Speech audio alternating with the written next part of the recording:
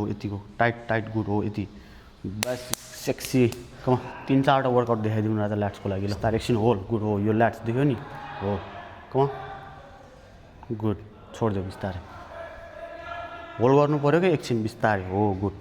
एल्बोलाई यसो हो गुड यसो घुमाइदिने यतातिर यो हो थोरै यसलाई आम यो मजाले मसल्दा यो तन्कियोस् के गुड कम डाउन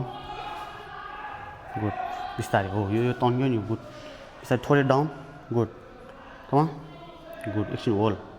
हो थोरै डाउन कम